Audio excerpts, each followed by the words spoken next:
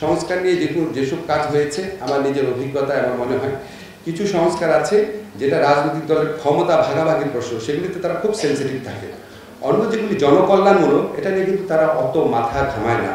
যেমন আপনারা এর আগে দেখবেন রাজনৈতিক দলগুলো কিন্তু সংস্কার করেছে, কিছু তত্ত্বাবধায়ক সরকার করেছে, রাইট টু ইনফরমেশন অ্যাক্ট করেছে, হিউম্যান রাইটস কমিশন অ্যাক্ট করেছে, দুর্নীতি দমন কমিশন সংস্কার করেছে, যেটা তাদের ক্ষমতা এবং জবাবদিহিতাকে মানে তীব্র প্রশ্নের সম্মুখীন করে, সেটা করতে দিতে চায় না, বা করলেও খুব হাফ হার্টেডলি করে।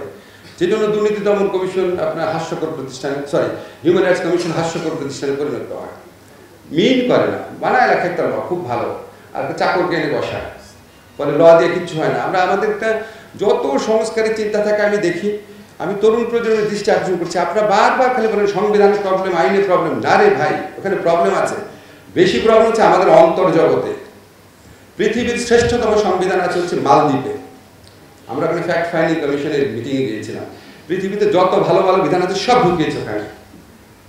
ঢোকানোর পরে নাসিক ক্ষমতাচ্যুত হওয়ার পর তারপর দেখা যায় আপনার ডেমোক্রেসি যেটুকু ছিল সেটাও চলে গেছে, সব কেউ কাউকে মানে না।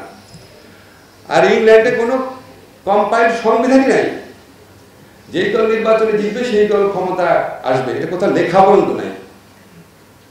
তাহলে বারবার খালি সংবিধানের দোষ, আইনের দোষ, এই দোষ, সুন্দর একটা আইন করতে হবে, সুন্দর একটা সংবিধান করতে হবে, এটা সমস্যার সমাধান হবে? আপনি আমাদের হিউম্যান রাইটস একটা পড়ে দেখেন তো, এটা খারাপ আইন? ইফতেখার ভাই, খারাপ আইন? No. Right to freedom of information act, যেটা রাইট টু ইনফরমেশন অ্যাক্ট, পড়ে দেখেন তো, খারাপ আইন? অসাধারণ না, কিন্তু খারাপ আইন না। আমার আইন মানার মানসিকতা তো চেঞ্জ করতে হবে। আমি একই মানুষ, বাংলাদেশে তাহলে কোনো একটা সিস্টেমে সমস্যা আছে, আমাদের আত্মজিজ্ঞাসা করতে হবে কিছু জিনিস। আমার এই সংস্কার নিয়ে আমিও অনেকের মতোই মাঝে মাঝে আশাবাদী হই, মাঝে মাঝে হতাশ হই, মাঝে মাঝে মনে এতগুলা ছেলে মারা গেল, এতগুলা সাধারণ মানুষ রাস্তায় নেমে আসলো, সাধারণ মানুষ যাদেরকে আমরা জীবনে হয়তো আর কোনোদিন দেখবো না, এই যে স্যাক্রিফাইস করে নামলো, এই যে একটা ছেলে চিঠি লিখে নামলো, চিন্তা করতে পারেন সেটা যখন মানে যতবার পড়ি আমাদের খুব অপরাধী লাগে যে আমরা কি আসলে এদের প্রতিনিধি হওয়ার যোগ্য কিনা, এত বড় স্যাক্রিফাইস।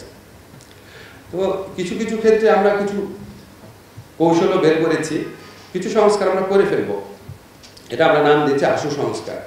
এগুলো না খুব হাই সাউন্ডিং না, এগুলো কিন্তু খুব ভালো ইম্প্যাক্ট থাকে। আপনি দেখেন আমরা কিন্তু কিছু কাজ করেছি অলরেডি। যেমন ধরেন ইউনুস স্যার সেদিন ঘোষণা করলো পাসপোর্ট করার জন্য আর আপনার পুলিশ ভেরিফিকেশন লাগে না। আপনার মনে হয় না এটা একটা সংস্কার? কত মানুষ যে ভোগান্তি থেকে বাঁচবে। আমরা পাওয়ার অফ অ্যাটর্নি করার জন্য আর আপনার পাসপোর্ট লাগবে না, নো ভিসা রিকোয়ার্ড দিয়ে করবো, অনেক প্রবাসী লোকজন খুশি হয়েছে।